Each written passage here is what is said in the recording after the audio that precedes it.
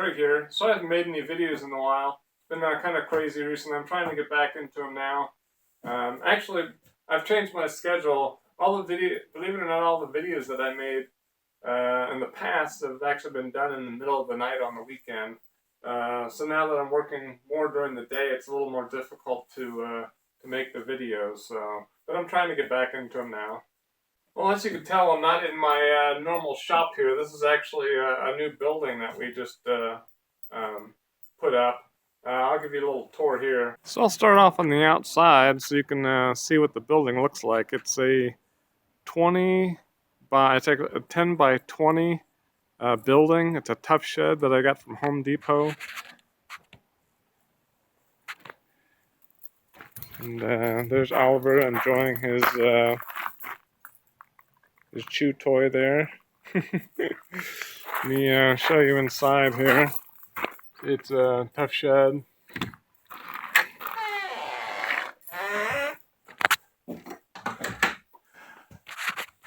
So the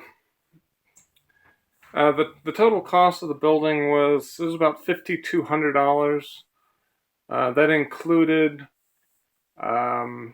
radiant barriers, like a foil that they stick on the roofing material.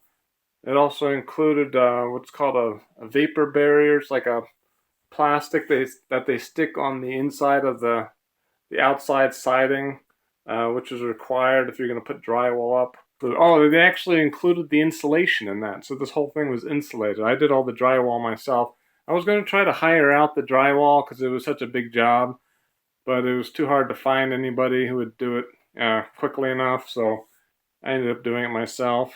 I got all the taping and mudding done. Not a perfect job. I didn't mud and tape the ceiling yet. I don't know, I got kind of lazy, didn't want to do that part, but as you can see, I also put in flooring.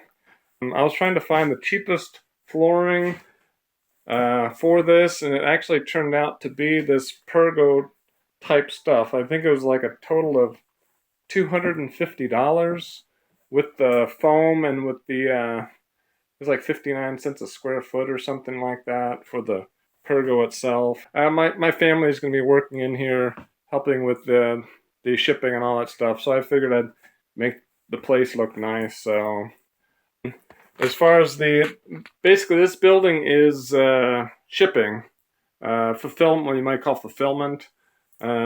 Basically I just made the same type of benches that I did in the shop out there. I used these brackets from Home Depot.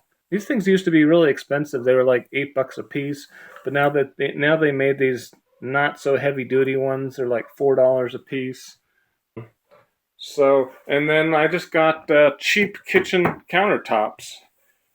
I wanted to be able to keep the place nice and clean because, you know, this is the final step before it heads out to the customers. The products go out to the customers. So I made 2 of those, and then I made a separate bench back there for cutting gasket material. Some of this other stuff I'll go over in a separate video. What this machine right here is, this is that makes gaskets actually. I moved some of the shelving that was in the other building over to here for boxes and mailing envelopes and bags and stuff. This whole side of I got a table over here for a future computer. I've got this one right here, but I may put in another one so anybody who's like working on drawings or something like that won't be interrupted while shipping is going on here. So I got these shelving units here from Home Depot. I got 4 of those. Those were on sale after Christmas for like $89 a piece.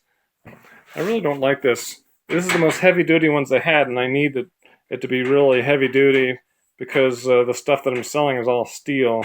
But I don't really like these grates here. I may end up changing these out to wood. I don't know, but so, and of course I've got some I got some home stuff in here. We actually don't have a garage, so this back corner here is kind of acting as our garage, or not sure what to do with it kind of thing, you know. And I got my daughter's bike out here.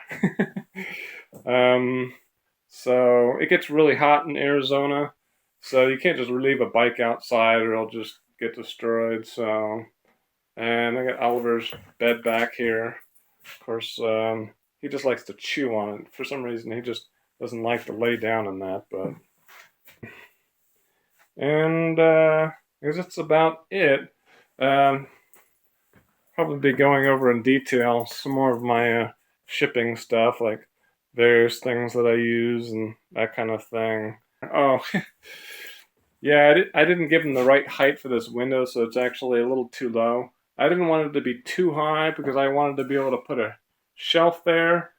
So, anyways, that was kind of a mess up. Um, Other than that, it's working pretty good. I'm actually going to be putting one of those remote air conditioning systems right there. It's like I think it's like a 22 SEER split system. I've seen them for like $100 on the internet. I'm just gonna put it in myself, and let me take you over to the messy shop. Okay, well here I am in the shop. This is actually uncleaned up. I just decided to make this video today and didn't spend a bunch of time trying to clean it up or anything. This is just kind of the way it is. So it's been a little while. Actually, I didn't have any drywall last time. It was starting to get really hot because this is Arizona. Yeah, I could get to 115, 118 during the summer pretty easy. And so I started putting up this drywall insulation.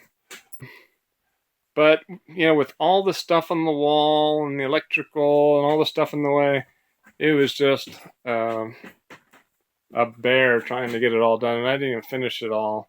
Something I got to do before, you know, the summer comes this year. But as you can see, the Tormach has been running like a champ. I haven't really had any problems with it at all. Of course, it's all dirty right now. I gotta clean this thing up. Actually, putting the drywall in, I had to take some of the electrical off the wall so I can get the drywall up. So I actually still have some cords on the floor to some of this equipment. So I think I'm just gonna run the stuff overhead and drop down rather than wrapping all the way around. So let's see.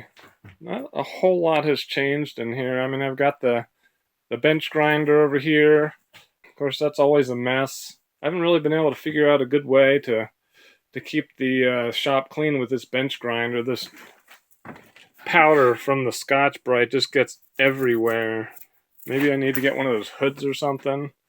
Also, one other thing I noticed is when I use this thing a lot, I start having neck problems just from, you know, bending over too long. So I'm thinking about trying to figure out how to maybe mount this on the wall so I have it at the maybe adjustable so I can put it at the perfect height. Just when you're doing something repetitive, you know, for a while, it just kind of gets to you, you know. The die that I made is just working awesome. I had to put some oil in here, otherwise it started binding, but that thing's been working awesome. This cutter, this has been an awesome cutter. I think the blade may be getting a bit dull. The edges are starting to get a little sharper, and I gotta figure out how to deal with all of the scrap. I'm keeping the scrap because I could probably use it for something, but it's so disorganized, you know, it's hard to find anything. So I'm thinking I may put a shelf up or something like that, so I can kind of group that by rough size so I can use it better. I got this compressor from Tormach. It's pretty quiet except for, I don't know, it tends to rattle sometimes. So I don't know, I gotta figure out what that rattle is. Maybe there's something loose or I can tie it down or something. Oh yeah, I said I took the shelving off the wall over there. Now that I have shipping out of here, I have a lot more room to do other things. I used to have one of these rolling things right here, and I moved it over there, so I've got all the tool holders and stuff over here. I'm starting to use a laser company a lot for some of the bulk stuff that I'm doing. So you can see I have a whole pile of laser cut products over here. This gasket cutting setup, this vacuum box that I have here has been working awesome. I'm probably going to need to face this off again because the blade just kind of makes grooves in there and it doesn't work quite as well. So, and I really wish I had an enclosure. Maybe I need to make one or something. It's just chips just get everywhere, and it's just a constant battle to keep it cleaned up, you know.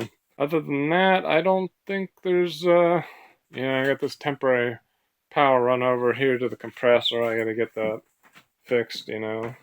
So I guess one of the main reasons and major reasons why I haven't been making videos recently is because I've been putting so much attention, pushing so hard on going full time, basically, manufacturing, machining, so I'm not having to juggle two different companies at the same time. And it's been so difficult trying to balance, family life, family, kids, and stuff, and running two companies. So I've just been putting so much focus on getting, this. As you can see, I've done a lot here to get this, to where it's making enough money, so I don't have to do the other job that I have, or the other company that I have. So it's getting closer to that point. So I'm hoping that I'll have more time to make videos, both on the business aspect and the machining aspect and stuff too. So, all right. Well, if you like this video, I appreciate the thumbs up. I'm not sure what kind of end card or stuff at the end of the video I'm going to have. I'm using a different editing program. I was using Premiere Pro, but it was being so buggy. I don't know. I'm trying what's it called? Sony Vegas. I don't even know if it's Sony, but Vegas, the cheaper edition. There's like a $70, $80 version of Sony Vegas. So I'm going to try that. I think Google has some new cards that you can put up. But anyways, yeah, if you like this video, I appreciate the thumbs up. And don't forget to subscribe if you want to subscribe. All right, thanks. One other thing, I'd just like to say thanks for everybody who was like commenting or sending messages asking me when I was going to come back. I really appreciate that. Makes me feel like, what I'm doing here, means something. So I appreciate it. Thank you.